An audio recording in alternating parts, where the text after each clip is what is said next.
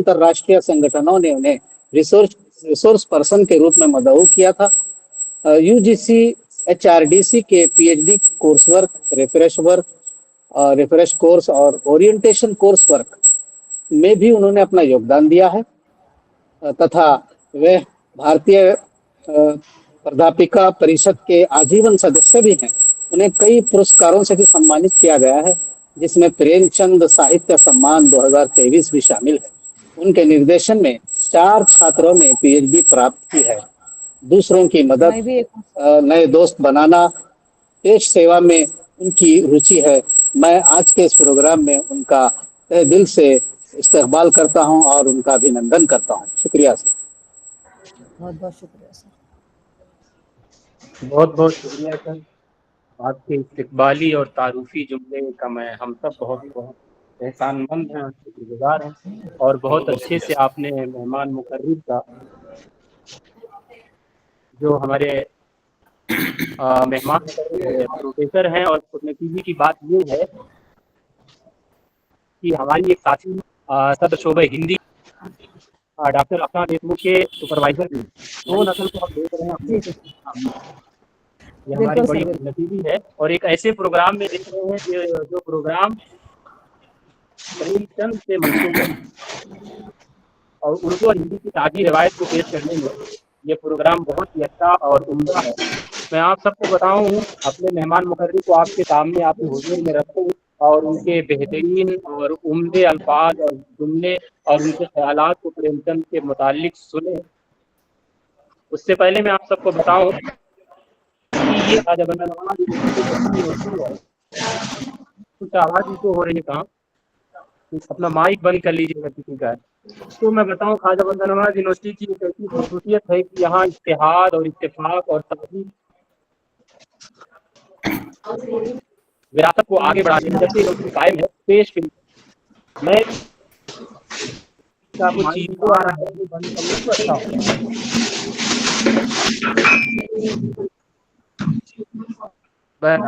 और अपने कुछ साथियों से मैं दरखास्त करूंगा कि कैमरा ओपन कर ले, तो जो मुकर्रिर हैं, जो तकरीर कर रहे हैं, उनके लिए बहुत अच्छा रहेगा। और माइक बंद रखें, लेकिन कैमरा ओपन कर लें तो बहुत खुशी होगी।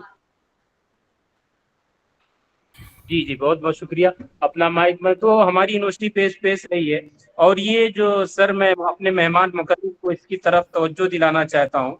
ये मुंशी प्रेमचंद की विलादत है और उनकी जयंती पर जो ये प्रोग्राम हिंदी और उर्दू के शोबे से किया जा रहा है, एक हिंदी और उर्दू की कौमी एक जयंती के नाम पर, यानी पूरे हिंदुस्तान को कहीं ना कहीं जोड़ रहा है। अब इस वक्त मुझे हिंदी का एक मशहूर कवि जो अभी पोस्ट मॉडर्न दौर पर कुमार विकास, उसकी उनकी कविता का कुछ अंश याद आ रहा है कि जुबाने मुल्क की बहनें हैं, जुबाने मुल्क की बहनें हैं, मैं ये पैगाम लाया हूँ, मुझे जुगनी मोहब्बत जो है उर्दू जुबान वालों, मैं हिंदी माँ का बेटा हूँ, मैं हिंदी माँ का बेटा हूँ, मैं अपने मौसी के घर आया हूँ, मैं मौसी के घर आया हूँ। तो इससे उर्दू और हिंदी का जो एक ताल्लुक है वो साफ हो जा रहा है। और अब हमारे मेहमान मुकर्रम और हमारे मेहमान मुकर्रम का ताल्लुक हमारे अंदर उनसे मैं बसत खुलूस इल्तिमास करता हूँ कि आप हमारे हुजूर में मुंशी प्रेमचंद के तमाम गोशे के ऊपर अपना इजहार ख्याल करें। हम बस खुलूस आपसे एहतराम करते हैं, आपसे इल्तिमास करते हैं एहतराम के साथ कि आप अपने बेहतरीन ख्यालात से हमें महसूस कराएं और हम आपके ख्यालात से मुस्तफीद होंगे। जी सर। सभी को अस्सलाम वालेकुम। वालेकुम अस्सलाम।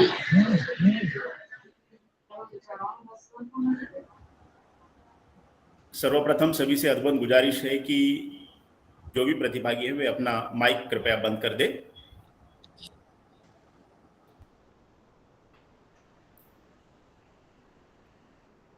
आभासी मंच पर उपस्थित सभी मान्यवरों का, विद्वज्जनों का मैं शब्द सुमनों से यहाँ पर स्वागत करता हूँ।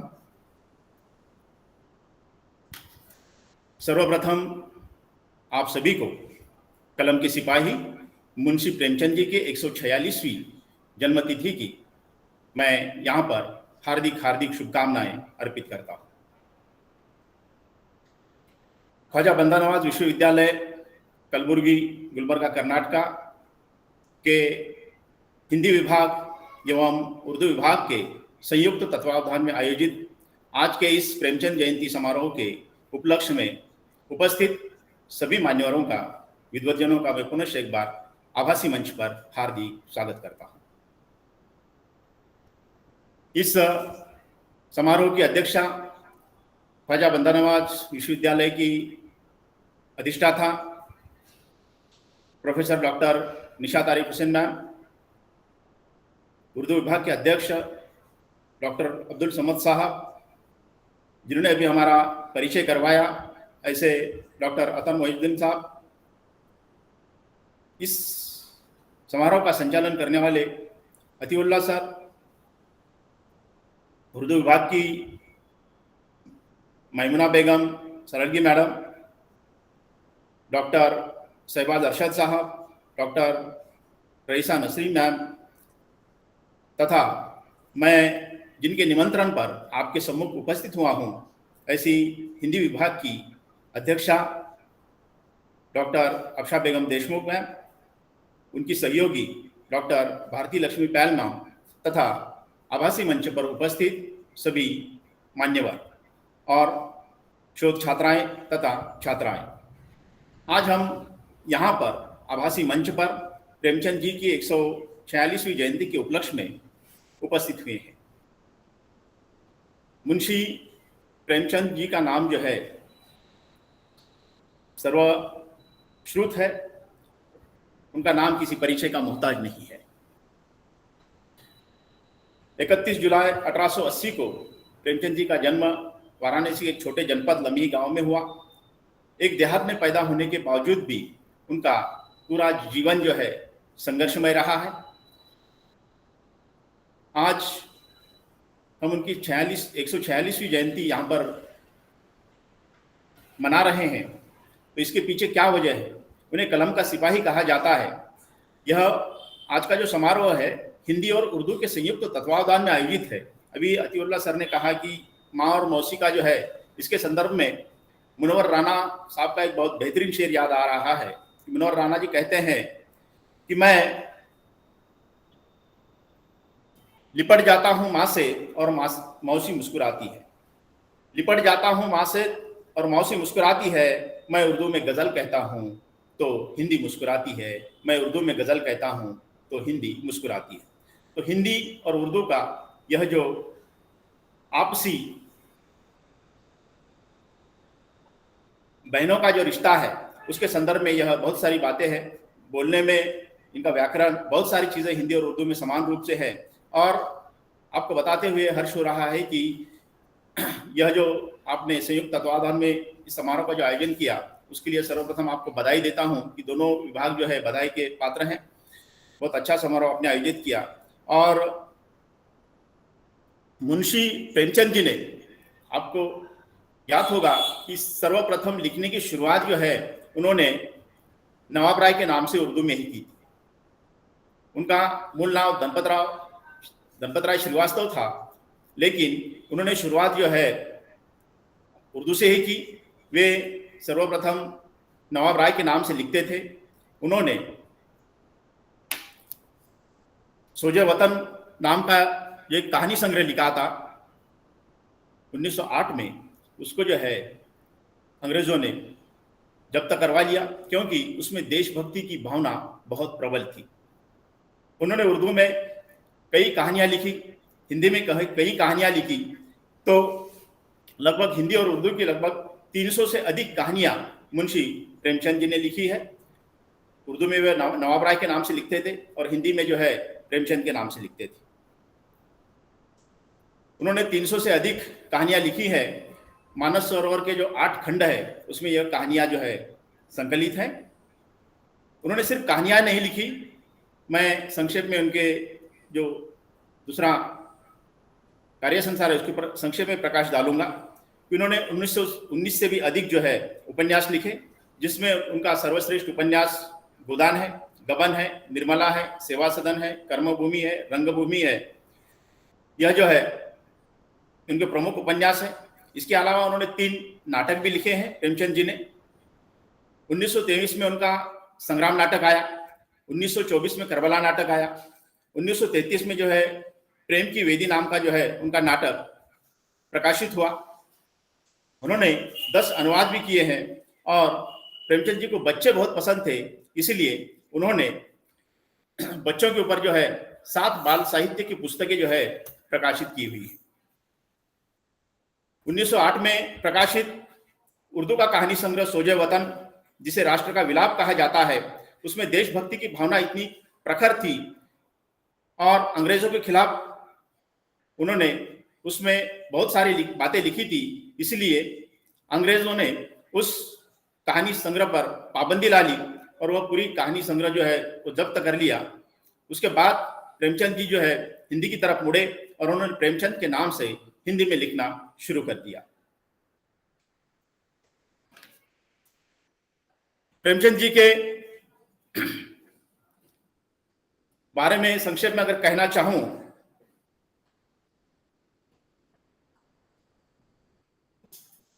मुंशी प्रेमचंद जी को कलम का सिपाही कहा जाता है।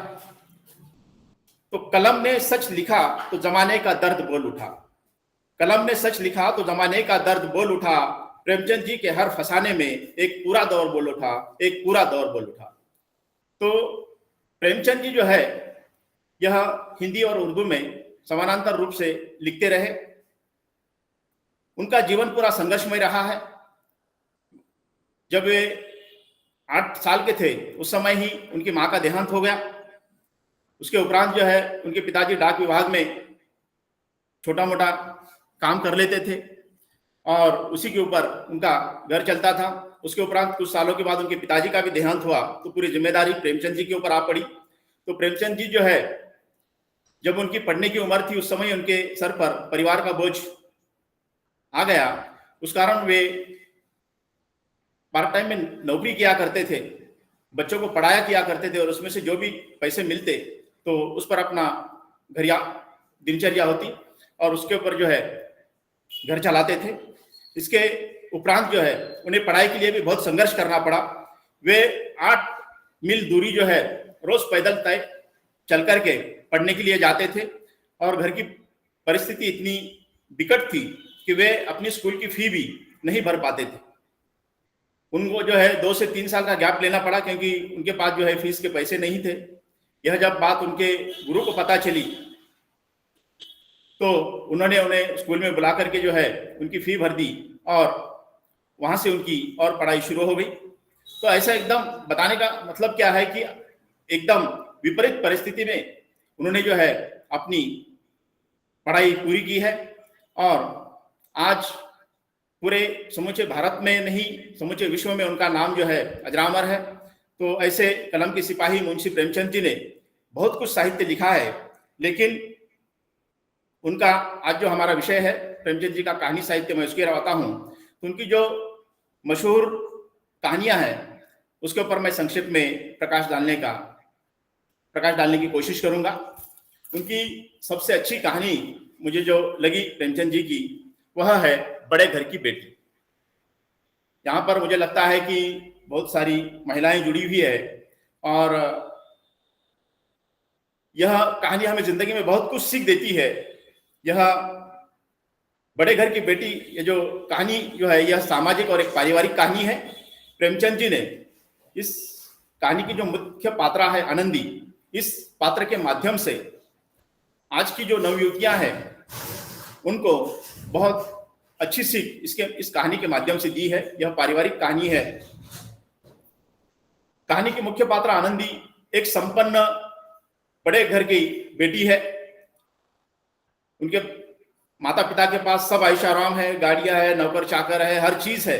उतने संपन्न परिवार में पढ़ने बढ़ने के कारण जो है उसके अंदर बहुत सारे अच्छे संस्कार भी हुए हैं और उसकी शादी एक जो है साधारण परिवार के जमींदार के घर हो जाती है और वह शादी के बाद अपने पति के घर, श्रीकंठ के घर जो है चली जाती है।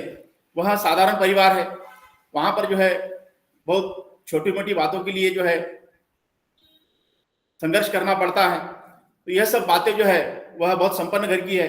लेकिन होता क्या है कि जब हम साथ में रहते हैं तो जिस प्रकार से बर्तन को बर्तन लगता है, उसी प्रकार से परिवार में भी नोकझोंक होती रहती है। तो उनका जो देवर है लाल बिहारी, उसके साथ एक दिन आनंदी की किसी बात को लेकर के बहस हो जाती है, और जब दोनों में बहस हो जाती है तो मामला बढ़ जाता है। वह आने के बाद अपने पति श्रीकंठ सिंह को यह बात सुनाती है, तो श्रीकंठ सिंह के और उसके भाई लाल बिहारी के झगड़े हो जाते हैं और दोनों परिवार बिखरने के मूड पर आ जाते हैं। श्रीकंठ सिंह कहता है कि अब मैं इस घर में नहीं रहना चाहता, मैं मेरे पत्नी को लेकर के जो है अलग रहना चाहता हूं। लाल बिहारी को उसकी गलती का प्रायश्चित होता है, कहता है कि मेरे कारण जो है घर टूट रहा है, तो मैं ही घर छोड़ करके जाता हूं। यह बातें सब जो है आनंदी की इसमें आ जाती है कि एक छोटी सी बात को लेकर के इतनी बड़ी बहस हो रही है, पूरा परिवार टूट रहा है। तो वह बड़े घर की बेटी है और उसके ऊपर संस्कार भी बहुत अच्छे हुए हैं, इसलिए वह इस बात को संभालती है और थोड़ा संयम, थोड़ा धैर्य और क्षमा के जरिए जो है वह अपने देवर को माफ कर देती है और अपने पति को भी समझाती है कि छोटी मोटी बात पर जो है यह सब बातें चलती रहती हैं परिवार में। तो इस प्रकार से जो है परिवार नहीं टूटना चाहिए, घर नहीं टूटना चाहिए, और वह इस बात को संभाल लेती है और एक परिवार टूटने से बच जाता है। तो प्रेमचंद जी जो है इस कहानी के माध्यम से हमें यह सीख देते हैं कि परिवार की एकता, प्रेम, विश्वास, आपसी सम्मान यह सबसे बड़ा धन है। क्षमा, धैर्य और समझदारी से बड़ी से बड़ा पारिवारिक विवाद भी हम खत्म कर सकते हैं। क्रोध में लिया गया निर्णय हमेशा हानिकारक होता है और महानता धन से नहीं बल्कि संस्कार, त्याग, क्षमा और विवेक से आती है, और विनम्रता यह व्यक्ति का सबसे बड़ा गुण है। तो इस कहानी के माध्यम से यह प्रेमचंद जी हमें सीख देना चाहते हैं। तो यह कहानी अपने आप में बहुत मायने रखती है।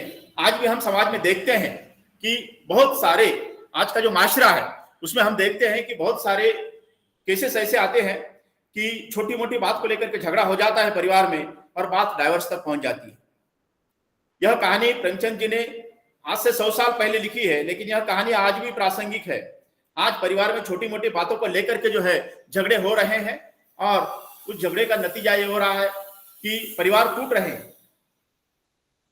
आपस में सगा भाई भाई से बात नहीं कर रहा है। विभक्त कुटुंब पद्धति को जो है अपना लिया गया। पहले जो है संयुक्त परिवार होते थे, बड़ी बड़ी फैमिलीज होती थी, तो उसमें जो है एक दूसरे से जो है विचारों का आदान प्रदान होता था, बच्चों के ऊपर संस्कार अच्छे होते थे। लेकिन अब यह सब बदल गया है। आज जो है विभक्त कुटुंब पद्धति आने के कारण जो है परिवार अपने दायरे में सिमट गया है, और आजकल की जो महिलाएं हैं, वह आजकल की नवयुवतियां वह आपस में एडजस्ट करने के लिए तैयार नहीं है। अगर वो बड़े घर से अगर साधारण घर में आती है तो वह बस अपने माँ बाप की घर के डींगे सबको जो है सुनाती रहती है कि मेरे माता पिताजी के पास यह है वह है। यह गलत बात है। यह बात प्रेमचंद जी ने 100 वर्ष पहले बताई थी, और उन्होंने इस बड़े घर की बेटी के माध्यम से आपको यह सीख दी है कि बड़े घर की बेटी केवल आर्थिक इसके कारण नहीं होती है, तो उसके ऊपर संस्कार भी बड़े होते हैं। जिस प्रकार से आनंदी ने अपने परिवार को टूटने से बचा लिया, वैसा आप भी जो है अपने परिवार को टूटने से बचा सकते हैं। परिवार में जो है धैर्य, क्षमा, एक दूसरे का सम्मान और विनम्रता अगर आपके पास है तो आप अपने परिवार को बचा सकते हैं। यह सीख प्रेमचंद जी ने 100 वर्ष पहले दी, इसलिए यह कहानी आज भी प्रासंगिक है और कालजयी है। तो प्रेमचंद जी की जितनी भी कहानी आप उठाकर देखेंगे तो उसके माध्यम से प्रेमचंद जी ने बहुत अच्छी सीख देने का प्रयास किया, क्योंकि प्रेमचंद जी के जो विषय है वह मनोरंजन के लिए प्रेमचंद जी ने कहानियां नहीं लिखी है। प्रेमचंद जी का कहानी लिखने का मकसद जो है समाज सुधार रहा है। उनके कहानी का नायक, उनके उपन्यास का नायक जो है महलों में रहने वाला नहीं है, तो आम आदमी है। उसकी भाषा बोलचाल की है, हर व्यक्ति उनके साथ जो है तादात्म्य कर सकता है, वह समझ सकता है। यह जो है प्रेमचंद की बहुत बड़ी विशेषता है कि उन्होंने जो है सामान्य बोलचाल की भाषा में और आम आदमी के ऊपर कहानियां लिखी हैं, अपने उपन्यास लिखे हैं, पूरा साहित्य उनका जो है आम आदमी के ऊपर है। उन्होंने भाषा भी उसी प्रकार से की है। तो उनकी जितनी भी कहानियां आप देखेंगे तो वह आपको कुछ न कुछ जिंदगी में सीख अवश्य देती है। इस कहानी का मैं आपको एक मेरा स्वयं का उदाहरण दे रहा हूं कि मेरी एक छात्रा अंजुम नाम की थी, उसके परिवार में भी जो है छोटी छोटी बातों को लेकर के विवाद हो गया था, उसके बाद भी डाइवोर्स तक आई थी। तो वह एक दिन कॉलेज में रोते हुए आई कि सर इस प्रकार से जो है हमारा ये हो गया है, तो अब डाइवोर्स तक बात आई है। तो मैंने कहा कि बेटा परेशान मत हो, हम आपके साथ हैं, उसमें से कुछ ना कुछ रास्ता निकल जाएगा। तो उसमें जो है कुछ गलतियां हमारे छात्रा की भी थी, कुछ गलतियां उनकी भी थी। तो हमने दोनों को जो है सामने बिठा करके समझाया और उनको जो है नसीहत दी। और यह बड़े घर की बेटी कहानी हमारे पाठ्यक्रम में भी थी और उसको उस छात्रा को यह कहानी मैंने पढ़ाया भी था। तो उस कहानी का असर यह हुआ कि आपने अगर उस कहानी से कुछ सीख नहीं ली थी, फिर जिंदगी में क्या पाया। तो उस छात्रा को उस गलती का एहसास हो गया, उसने जो है हमसे माफी मांग लिया और वो परिवार टूटने से बच गया, उस बच्ची का डाइवोर्स होने से बच गया। इस बात की मुझे बेहद खुशी है कि प्रेमचंद जी का जो है यह सबसे बड़ा फलित है कि ऐसे बहुत सारे परिवार मुझे लगता है कि प्रेमचंद जी ने टूटने से बचाया। प्रेमचंद जी की और एक मशहूर कहानी है जो सर्वश्रुत है, शतरंज के खिलाड़ी। शतरंज के खिलाड़ी यह जो है व्यंग्यात्मक कहानी है। इसकी पृष्ठभूमि 1856 के सन 1856 की है, अवध प्रांत की। अंग्रेज की जो ईस्ट इंडिया कंपनी है वह अवध प्रांत पर जो है कब्जा जमाना चाह रही थी। उस वक्त जो है नवाब वाजिद अली शाह का राज्य उस अवध प्रांत पर था। इस कहानी में प्रेमचंद जी ने दो मुख्य पात्र लिए हैं। एक है मिर्जा सज्जाद अली और दूसरे हैं मीर रोशन अली। दोनों जो है अमीर नवाब हैं। इनको शतरंज खेलने का इतना शौक है कि वह शतरंज के आगे अपने परिवार की जिम्मेदारी कुछ नहीं समझते, अपने समाज की जिम्मेदारी कुछ नहीं समझते, अपने राज्य की जिम्मेदारी कुछ नहीं समझते। बस अपने आप में जो है मशगूल हैं और वह हमेशा शतरंज ही खेलते रहते हैं। तो दिन रात इसमें डूबे हुए हैं। इस कहानी में प्रेमचंद जी ने बताया है कि उनका राज्य के ऊपर ध्यान न होने के कारण अंग्रेज इस अवध प्रांत पर कब्जा कर लेते हैं और वह दोनों नवाब जो है शतरंज खेल में जो है इतने डूबे हुए हैं, उनको किसी बात की कोई परवाह नहीं है।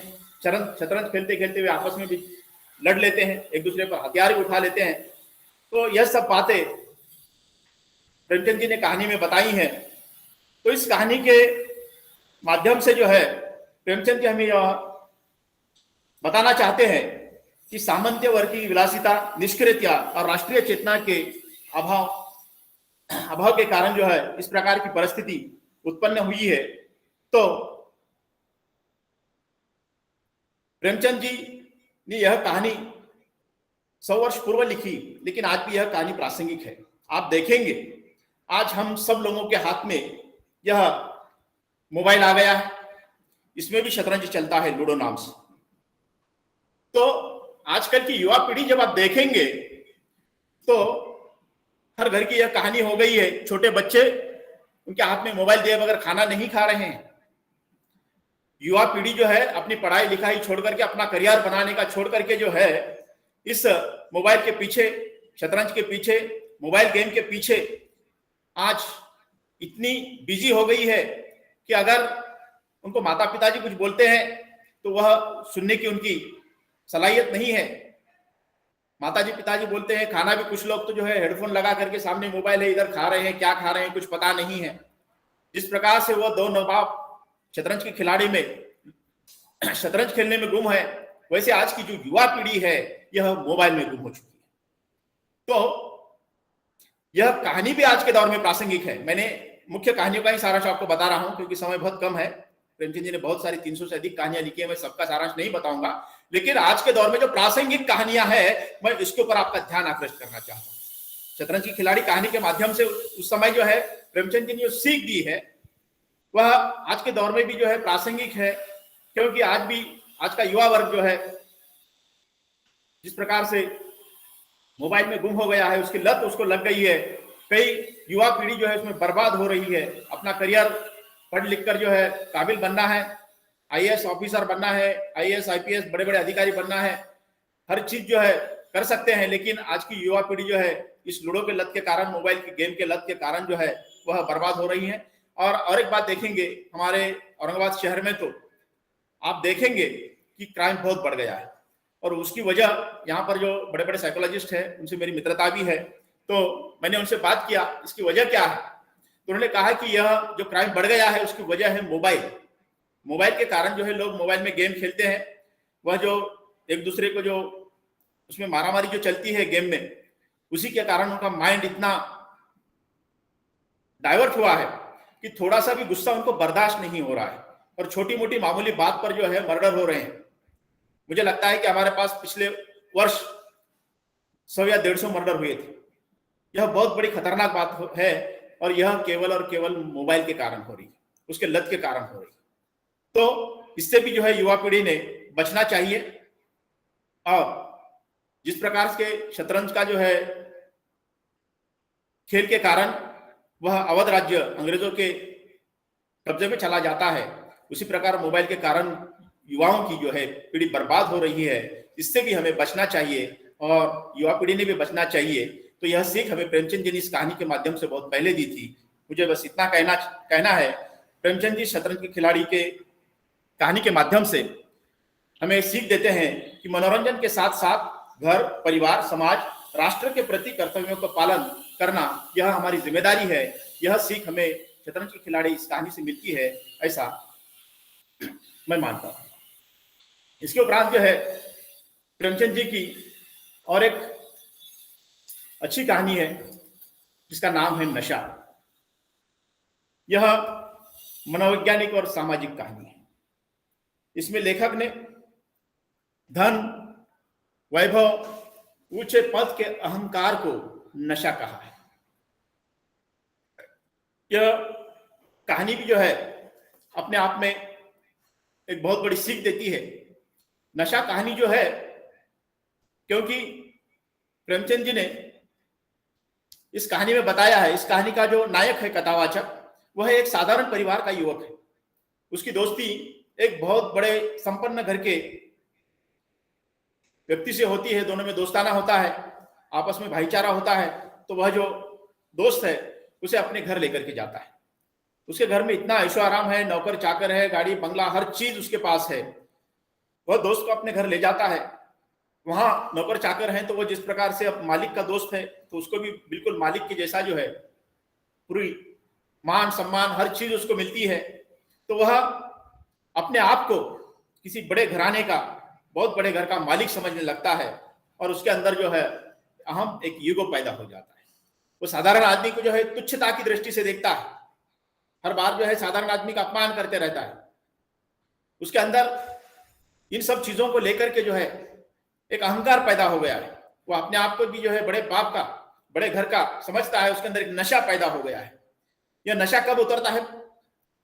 लेखक कहते हैं कि वह जब अपने साधारण घर में आ जाता है, अपने स्वयं के, और जब देखता है कि यहाँ तो उसकी परिस्थिति बिल्कुल नौकरों से भी बदतर है, उसके अंदर तो अहंकार है। कुछ दिन तो उसको वह नशा उतरने में उसको बहुत देर लगती है। वह वहां पर भी जो है साधारण व्यक्ति के साथ बिल्कुल तुच्छता के साथ व्यवहार करने लगता है।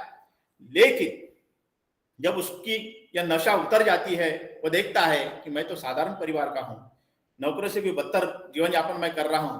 तो यह उसका नशा उस वक्त जो है वहां से निकल जाता है। वह अस्थायी नशा है, और वह बाद में पश्चाताप करता है।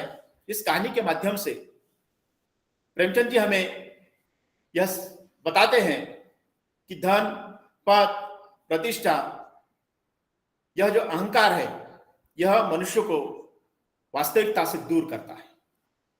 उसकी सच्ची महानता, विनम्रता, सादगी, अच्छा व्यवहार और अच्छे चरित्र में जो है होनी चाहिए। आज भी हम कुछ लोग देखते हैं हमारे इर्द गिर्द, कुछ लोगों को जो है एक नशा होता है, कई का नशा, एक पद का नशा होता है कि मैं इतने बड़े पद पर हूं, मैं किसी महाविद्यालय का प्राचार्य हूं,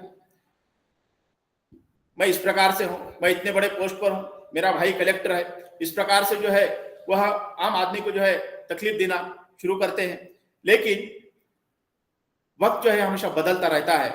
तो यह जो नशा वक्त की मार जब पड़ती है तो यह नशा बिल्कुल निकल जाता है। तो प्रेमचंद जी ने जो है इसी कहानी के माध्यम से जो है, यह मनोवैज्ञानिक कहानी है, हमें बहुत अच्छी सीख दी है कि सच्ची महानता विनम्रता, सादगी, अच्छा व्यवहार और अच्छे चरित्र में ही होती है। हमें कितना भी बड़ा होने के बाद जो है हमें अपनी जो है वास्तविकता नहीं भूलना चाहिए और कभी भी पद और प्रतिष्ठा का नशा अपने ऊपर हावी नहीं होना देना चाहिए। ऐसी जो बात प्रेमचंद जी ने इस कहानी के माध्यम से हमें बताई। इस कहानी इसके उपरांत जो मैं अगली कहानी पर बात करूंगा वह है पूस की रात। पूस की रात यह जो कहानी है यह किसानों की जो त्रासदीमय जीवन है उसके ऊपर लिखी गई कहानी है। इस कहानी को 100 वर्ष से भी अधिक साल हो गए कहानी लिख करके, लेकिन यह कहानी भी आज के दौर में कालजयी है, आज के दौर में भी प्रासंगिक है। क्योंकि जिस समय प्रेमचंद जी ने यह कहानी लिखी थी उस वक्त जो है किसान दुरावस्था में ही था, गरीबी में, उसका जब भी शोषण हो रहा था और आज भी किसानों का शोषण हो रहा है। आज भी जो है किसानों की अवस्था नहीं बदली है। आज हमें आजाद हुए इतने साल हो गए, लेकिन किसानों की अवस्था आज ज्यों की त्यों है। इसलिए यह कहानी पूस की रात, यह कहानी आज के दौर में भी प्रासंगिक है, क्योंकि आज भी किसानों की हालत ज्यों का त्यों। पूस की रात इस कहानी के माध्यम से यह एक यथार्थवादी और प्रासंगिक कहानी है। इसमें भारतीय किसानों स्थिति का यथार्थ चित्रण प्रेमचंद जी ने प्रस्तुत किया हुआ है। इस कहानी का मुख्य पात्र हल्कू है। वह एक गरीब किसान है, एक देहात में रहता है और वह अपनी पत्नी के साथ एक देहात में जीवन यापन कर रहा है, लेकिन वह कर्ज के बोझ के तले इतना डूबा हुआ है, जमींदारी और सामंती व्यवस्था उसको इतना शोषण कर रही है कि वह 2 वक्त की रोटी भी सही ढंग से नहीं खा सकता है और अपने बदन पर पूरे कपड़े भी नहीं पहन सकता है। इस कहानी का पात्र हल्कू अपने खेत की रखवाली करने जाता है। पूस की रात है। पूस की रात में बहुत कड़ाके की सर्दी होती है, तो उस सर्दी के मौसम में वह अपने खेत की रखवाली करने जाता है।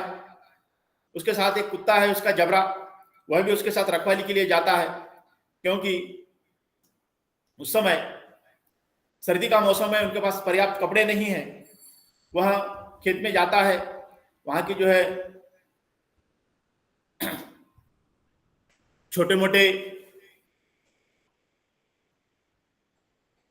चीजों से अलाव करता है और उस आग पर जो है सेंकते बैठता है। ओढ़ने के लिए कपड़े नहीं है, लेकिन वो अलाव भी ज्यादा देर तक नहीं रह पाता। सर्दी इतनी है कि वह कूदते कूदते जो है जगह पर सो जाता है और रात में आकर के नीलगाय उसकी पूरी फसल खा जाते हैं और उसका पूरा खेत बर्बाद हो जाता है। आज भी हम देखते हैं कि ऐसी अवस्था किसानों को आप देखेंगे। अगर आप कृषक परिवार से जुड़े होंगे तो आपको एक बात याद आती होगी कि आज भी देहात का जो कृषक वर्ग है वो रात में लोड शेडिंग होती है लाइट की, तो पानी देने के लिए रात रात भर जागता है। वहां पर जाने के बाद उसको अपनी खेत की रखवाली करने के लिए आज भी रात में जो है सर्दी के मौसम हो, बारिश का हो, कीचड़ हो, धूप हो, छांव हो, हर चीज में हर वक्त जो है उसको खेत की रखवाली के लिए जाना पड़ता है। तो यह कहानी आज के दौर में भी प्रासंगिक है।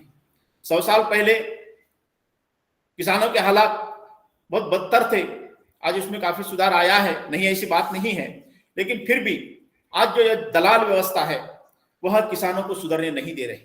आप देखते होंगे कि किसान अनाज अपने खेत में उगाता है, लेकिन उसका भाव करने के लिए जो है दलाली व्यवस्था पूरी बैठी हुई है। जब वो आड़त लाइन में जाता है तो अपना माल उनके सामने रखता है और उसकी बोली लगती है, उनके हिसाब से वे उस माल को खरीदते हैं और जितना किसान कमाता नहीं है उससे कई गुना ज्यादा वो दलाल आड़त वाले लोग जो है उससे कमा लेते हैं। इसलिए किसानों की हालत आज भी वैसी ही है। जितना वो खेत में पैसे डालता है आज उतने भी पैसे उसको मिलते हैं कि नहीं, इसकी कोई गारंटी नहीं है। और यह सब जो है कुदरत का जो है निसर्ग चक्र है। बारिश पानी अगर वक्त पर हुआ तो सब चीजें वक्त पर होती है। और किसानों की आज भी दुरावस्था वैसी ही है जैसी कुछ की रात में प्रेमचंद जी ने बताई थी। और जिस प्रकार से किसानों का शोषण उस वक्त जमींदार और बड़े बड़े महाजन करते थे, आज भी जो है किसानों का शोषण दूसरी व्यवस्था कर रही है।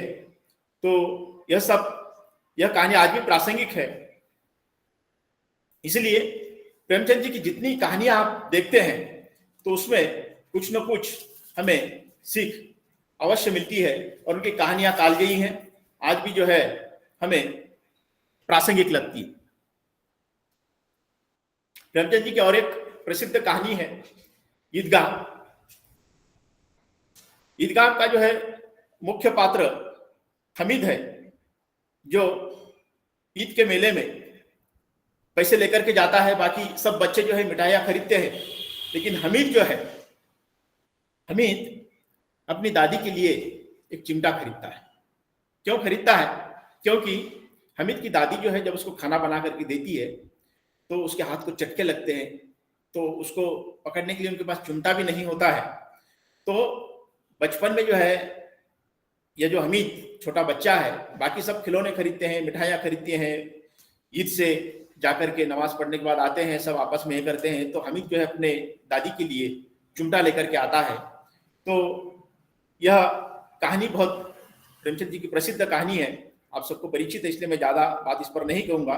इस कहानी के माध्यम से जो है प्रेमचंद जी हमें सीख देते हैं कि यह कहानी त्याग, प्रेम और संवेदनशीलता का संदेश हमें देती है। तो ऐसी ईदगाह कहानी है प्रेमचंद जी की। उसके उपरांत जो है प्रेमचंद जी की पंच परमेश्वरीय कहानी प्रसिद्ध है। इसमें जुम्मन शेख और अलगू चौधरी की मित्रता पंचायत में न्याय के कारण परीक्षा से गुजरती है और अंत में न्याय मित्रता से बड़ा होता है। यह सीख प्रेमचंद जी ने इस कहानी के माध्यम से हमें दी है। प्रेमचंद जी की कफन कहानी घीसू और माधव इनके ऊपर जो है केंद्रित है। घीसू और माधव यह गरीब परिवार के आलसी पिता पुत्र हैं। इनकी बहू प्रसव वेदना के कारण मर जाती है, तो उसका कफन दफन करने के लिए चंदा करके पैसे जमा किए करते हैं और उस पैसे से वह खाना लाते हैं और लाश पड़ी हुई है घर में और वह दोनों जो है उसी पैसे से ला करके खाना खाते हैं। तो यह घीसू और माधव इस पात्र के ऊपर जो है एक सामाजिक विडंबना की कहानी प्रेमचंद जी ने लिखी है। उसके उपरांत दो बैलों की कथा प्रेमचंद जी की प्रसिद्ध कहानी है। हीरा और मोती नामक दो बैलों की मित्रता, स्वामी भक्ति और आत्मसम्मान का भाव इस कहानी का मुख्य विषय रहा। नमक का दरोगा कहानी में वंशीधर इनामदार अधिकारी इस पात्र के द्वारा जो रिश्वत लेने से इनकार करता है, अंत में उसकी ईमानदारी की जीत प्रेमचंद जी ने बताई है। कि नमक का दरोगा इस कहानी के माध्यम से, यह कहानी भी आज के दौर में प्रासंगिक है।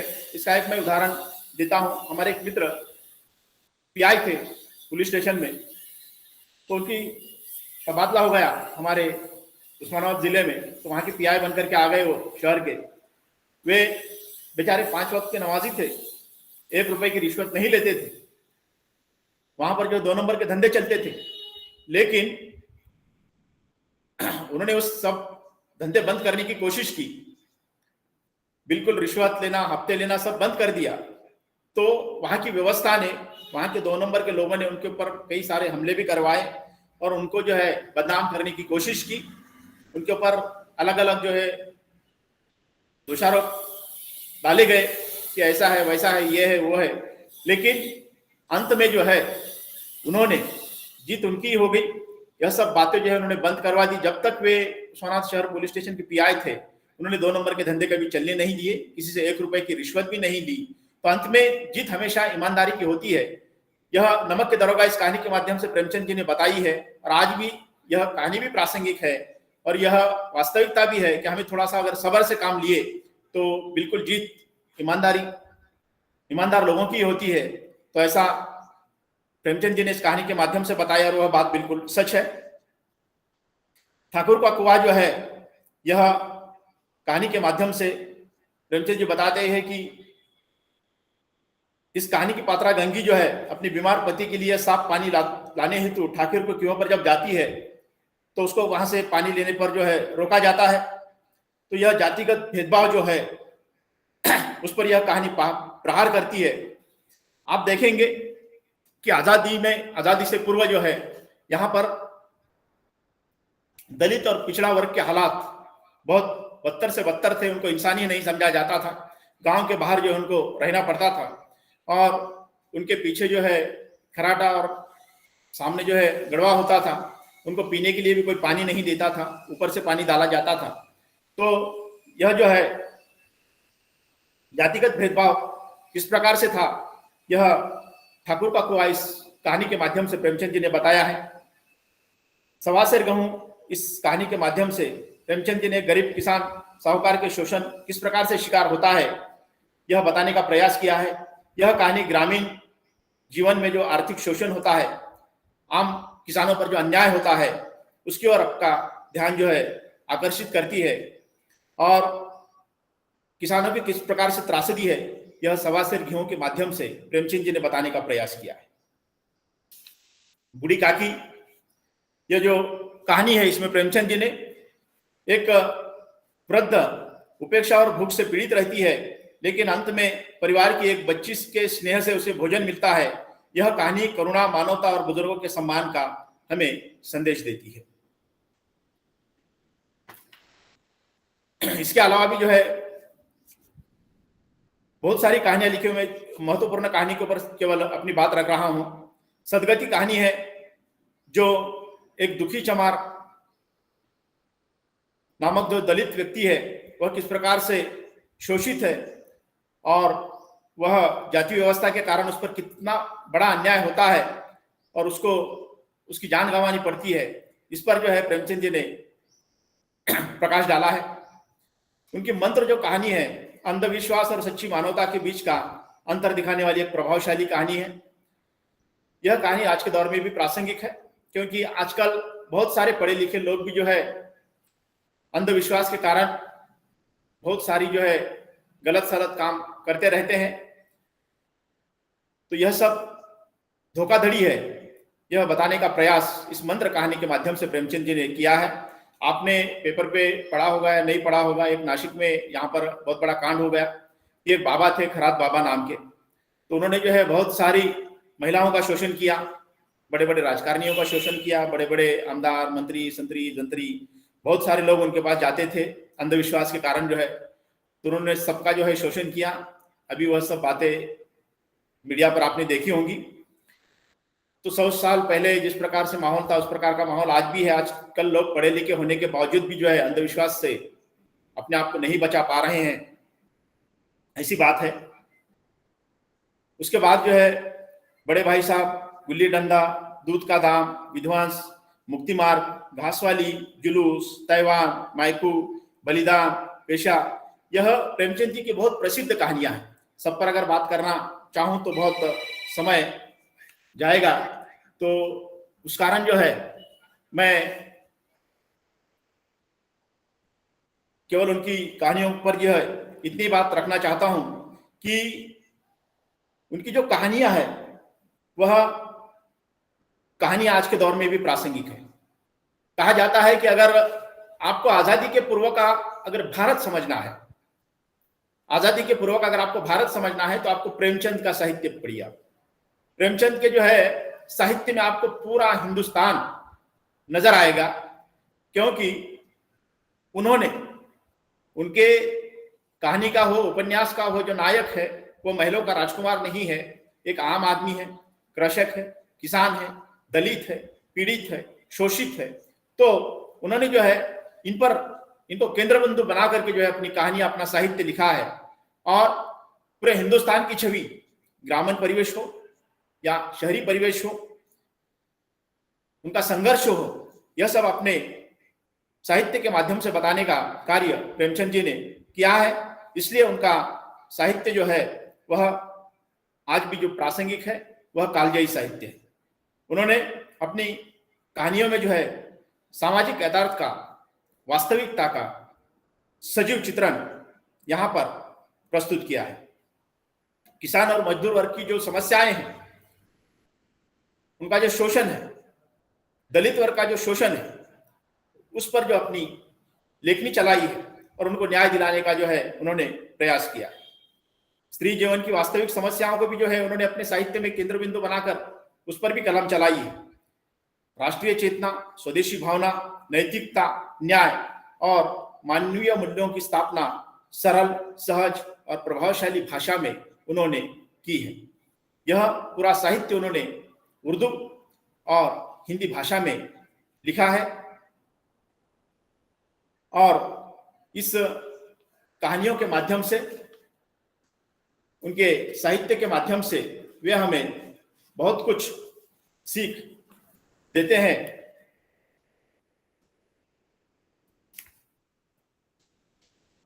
प्रेमचंद जी की जो महत्वपूर्ण उपन्यास है, मैं संक्षेप में उसके ऊपर जो है दृष्टि डालूंगा।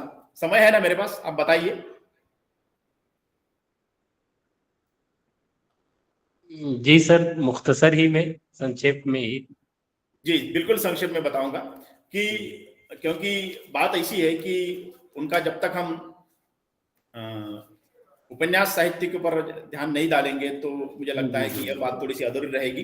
उनके बहुत सारे महत्वपूर्ण उपन्यास हैं, मैं केवल एक ही उपन्यास की बात यहाँ पर करूंगा कि उन्होंने 19 के करीब जो है उपन्यास लिखे प्रेमचंद जी ने। महत्वपूर्ण उपन्यास में बताता हूँ, उनका जो गोदान, गबन, निर्मला, सेवा सदन, रंगभूमि, कर्मभूमि, प्रेमाश्रम, कायाकल्प, प्रतिज्ञा, वरदान, मंगलसूत्र, यह उनका अंतिम उपन्यास अपूर्ण रहा। बाद में उनकी जो पत्नी है शिवरानी देवी, उन्होंने उसको जो है मुकम्मल करवाया। तो उनका जो प्रसिद्ध उपन्यास है 1936 में लिखा गया अंतिम उपन्यास गोदान। यह गोदान की मैं बात इसलिए कर रहा हूं कि गोदान प्रेमचंद जी का जो है एक कालजयी उपन्यास है और यह उपन्यास में ग्रामीण और शहरी दोनों सभ्यताओं का, वहां का जो है चित्रण प्रेमचंद जी ने यथार्थवादी किया है।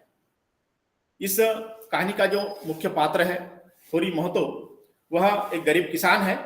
वह मेहनत मजदूरी करके ईमानदारी से अपने परिवार का पालन पोषण करता है, लेकिन यहाँ की सामंती जमींदारी महाजनों की जो व्यवस्था है, सामाजिक कुरीतियां हैं, वह इसका इतना शोषण करते हैं कि वह 2 वक्त की रोटी भी ठीक ढंग से नहीं खाता है, अपने परिवार का पालन पोषण भी नहीं कर पाता है। उसकी एक इच्छा है कि उसके घर के सामने एक गाय हो तो, और मरते समय वह गोदान करे, तो वह इच्छा उसके अंत तक पूरी नहीं होती क्योंकि सामंती व्यवस्था उसका बहुत सारा शोषण करती है। उसकी पत्नी धनिया जो है स्वाभिमानी, साहसी और संघर्षशील स्त्री है, वह हर सुख दुख में उसका साथ देती है। उसका जो पुत्र है वह गोबर सामाजिक कुरीतियों का विरोध करता है और झुनिया को अपना करके जो है वह शहर चला जाता है। तो यह जो उपन्यास है इसमें ग्रामीण परिवेश का भी यथार्थवादी चित्रण प्रेमचंद जी ने प्रस्तुत किया है और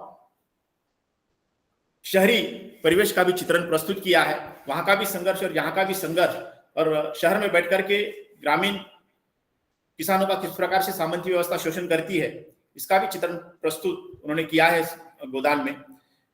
गोदान यह जो उपन्यास है यह बहुत बढ़िया उपन्यास है। तो एक विदेशी विद्वान है जैकोलिस नाम के, तो वह लिखते हैं कि अगर आपको आजादी के पूर्वक अगर भारत समझना है, आपको अगर कृषिक जीवन का संघर्ष, उसका शोषण समझना है, तो आप गोदान उपन्यास पढ़िए, ऐसा वो कहते हैं। तो यह अपने आप में बहुत बड़ा उपन्यास है और यह कालजयी उपन्यास है। आपको अगर आपने पढ़ा होगा तो बहुत अच्छी बात है, नहीं पढ़ा होगा तो आप एक बार पढ़िए। इसके माध्यम से जो है प्रेमचंद जी ने बहुत कुछ सीख हमें दी है। इसके उपरांत जो है प्रेमचंद जी ने नाटक भी लिखे हैं, अनुवाद भी किया है, बाल साहित्य भी लिखा है, लेकिन उसके ऊपर बात करने के लिए उतना समय नहीं है, समय बहुत कम शेष रह गया है। तो प्रेमचंद जी ने हमें इन कहानी के माध्यम से बहुत सारी सीख दी है, उसमें महत्वपूर्ण बातें मैं आपके सम्मुख रखना चाहता हूं। इसमें अगर छात्र भी जुड़े हैं तो छात्रों के लिए मैं खास तौर से कहना चाहता हूं कि प्रेमचंद जी के ये जो कहानी है पाठ्यक्रम में पढ़ाई जाती है, वह उसका उद्देश्य केवल मनोरंजन नहीं है। उन कहानियों के माध्यम से आपने कुछ तो सीखना चाहिए और जिंदगी में कुछ तो बदलाव लाना चाहिए, तब जाकर के हम ये प्रोग्राम ले रहे हैं, हम कहानियां पढ़ रहे हैं, आपको पाठ्यक्रम में कहानियां पढ़ाई जा रही हैं, उर्दू हो या हिंदी हो, तो आप अगर उस पर अमल करेंगे तब जाकर के जो है यह सब सार्थक होगा, ऐसा मुझे लगता है। विद्यार्थी के नाते जो है आपको प्रेमचंद जी की ये कहानियां पढ़ने के बाद आपने जो है मेहनत करनी चाहिए, क्योंकि प्रेमचंद जी, मैंने कहा कि प्रेमचंद जी का जीवन पूरा संघर्ष में रहा। उन्हें 8 मील की दूरी तय करके जो पढ़ने के लिए जाना पड़ता था, पढ़ाना पड़ता था। 3 साल जो है उन्होंने पैदल जा करके जो है अपनी हाई स्कूल की शिक्षा पूरी की, परिवार की जिम्मेदारियां पाली। तो यह संघर्ष में जीवन बिताने के बाद ही आज उनका नाम 146 वर्ष होने के बाद भी जो है आज भी जीवित है, और जब तक दुनिया रहेगी मुझे लगता है कि प्रेमचंद को कोई नहीं भूल सकता है। तो इसलिए जो है मेहनत करना बहुत जरूरी है। हमेशा हमें सत्य बोलना चाहिए, हमें अपने माता पिता गुरुजनों का सम्मान भी करना चाहिए, हमें जाति धर्म से ऊपर उठकर जो है सबको समान देखना चाहिए, जातिगत भेदभाव हमें नहीं करना चाहिए, हमें जो है पुस्तकों को अपना मित्र बनाना चाहिए और कुछ ना कुछ पढ़ते रहना चाहिए, क्योंकि आज की जो है आधुनिक युग है, हर एक के हाथ में मोबाइल है, सब कुछ अब पढ़ने लिखने का जमाना जो है चला गया है। पहले कुछ ना कुछ तो पढ़ा जाता था, अब सब मोबाइल में ही हो रहा है, बच्चे मोबाइल में ही पढ़ाई कर रहे हैं, तो इसका आंखों पे भी असर है, दिमाग पर भी असर है, बहुत सारी चीजें हैं। तो यह सब छोड़ देना चाहिए और किताबों को अपना मित्र बनाना चाहिए। ऐसी बहुत सारी चीजें जो है इस प्रेमचंद जी के साहित्य के माध्यम से हमें मिलती हैं। तो मैं यहाँ पर अपनी बात को विराम देता हूँ और जाते जाते प्रेमचंद जी के ऊपर कुछ पंक्तियां सुनाता हूं। गोदान हो या ईदगाह, हर रचना अमर निशानी है। गोदान हो या ईदगाह, हर रचना अमर निशानी है। प्रेमचंद का नाम हिंदी और उर्दू की अमिट कहानी है। प्रेमचंद का नाम हिंदी और उर्दू की अमिट कहानी है। बहुत बहुत धन्यवाद। बहुत बहुत शुक्रिया। बहुत बहुत शुक्रिया सर। आप तमाम प्रेमी और की जो हमारे मेहमान मुकर्रिर को सुन रहे थे, इससे अंदाजा हुआ कि एक प्रेमचंद का विशेषज्ञ आपके सामने बात कर रहा है, माहिर प्रेमचंद जिसको उर्दू में कहते हैं। आपने बहुत ही अच्छे और सरल अंदाज में प्रेमचंद के कहानियों का जो मेन मकसद है उसको बयान कर दिया। सर हम आपके बहुत बहुत शुक्रगुजार हैं और एहसानमंद है कि आपने अपना टाइम हमें दिया।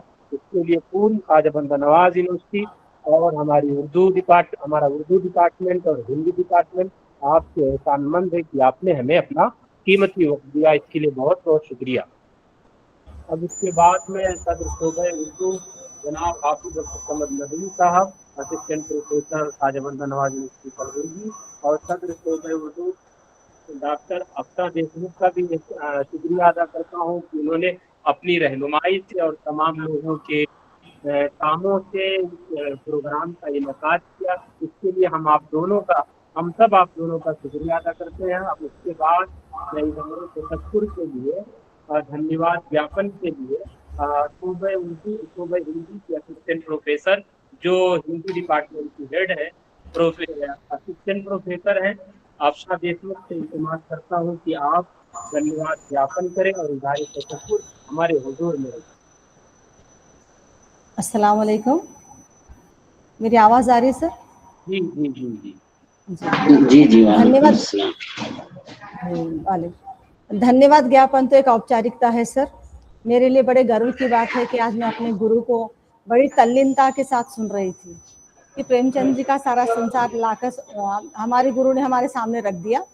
तो आज के इस व्याख्यान के अध्यक्ष आदरणीय प्रोफेसर निशात आरिफ हुसैनी जी, आज के अतिथि व्याख्यान के रूप में गुरुवर प्रोफेसर देशमुख दस्तगीर सरदार मियाँ, सभी विभागाध्यक्ष, सभी सहायक प्रोफेसर और आभासी पटल पर से जुड़े हुए सभी सदस्यों को मेरा अस्सलाम वालेकुम। मैं सर्वप्रथम आदरणीय व्याख्याता के रूप में पधारे गुरुवर डॉक्टर देशमुख दस्तगीर सरदार मियाँ लोक सेवा कला विज्ञान महाविद्यालय औरंगाबाद से आपकी प्रति कृतज्ञता व्यक्त करती हूँ कि आपने विद्वत्तापूर्ण व्याख्यान के माध्यम से प्रेमचंद के साहित्य की प्रासंगिकता, मानवीय संवेदनाओं और सामाजिक चेतना पर गहन प्रकाश डाला। आपके विचार हम सभी के लिए प्रेरणादायी सिद्ध होंगे। यकीनन मेरे विद्यार्थी और हम सभी साथियों को यह हमारे लिए प्रेरणादायी और आदर्श सिद्ध होगा। सर, ख्वाजा बंदा नवाज विश्वविद्यालय के साथ साथ उर्दू और हिंदी विभाग की ओर से आपका हम हार्दिक धन्यवाद व्यक्त करते हैं। सर, आपने अपना अमूल्य समय हमें दिया, इसके लिए मैं आपका दोबारा फिर से सभी की ओर से हार्दिक धन्यवाद करती हूँ। सर, शुक्रिया। सर, आदरणीय संकाय अध्यक्ष प्रोफेसर निशा तारिफ हुसैनी जी, जिनका सतत मार्गदर्शन, प्रेरणा और एवं सहयोग से इस कार्यक्रम का